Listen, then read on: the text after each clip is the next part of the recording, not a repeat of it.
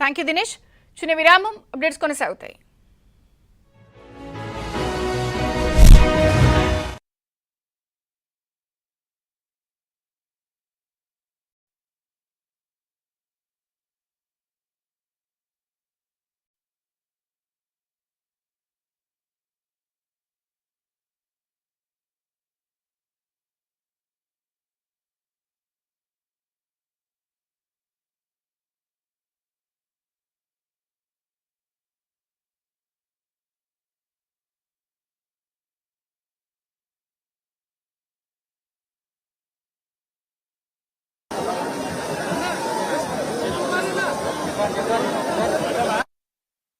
కోసమే ఈ రకమైన అరెస్టులు చేసి వాళ్ళ వాయిస్ కూడా వినిపించకుండా టోటల్ గా ఎక్కడైనా సరే ఏ చిన్న ఇదైనా కూడా సరే హౌస్ అరెస్టులు చేశారు. దాంతో ప్రజల వాయిస్ ప్రభుత్వానికి తెలియలేదు, అందువల్ల ప్రభుత్వం నష్టపోయింది.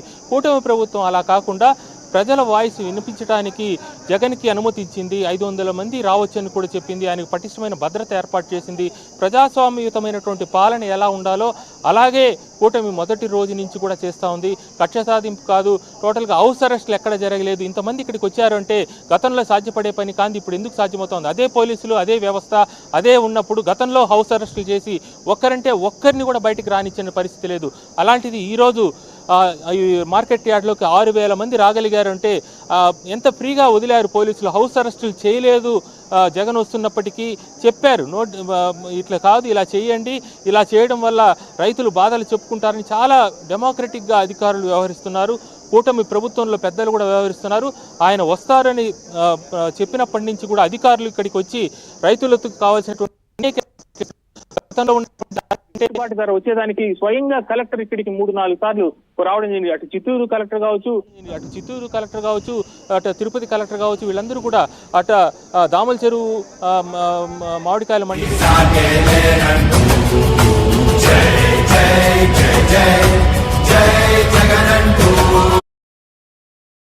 తిరుపతి మామిడికాయల మండి దగ్గర కావచ్చు, తిరుపతి కలెక్టర్ అనేక సార్లు వెళ్ళారు.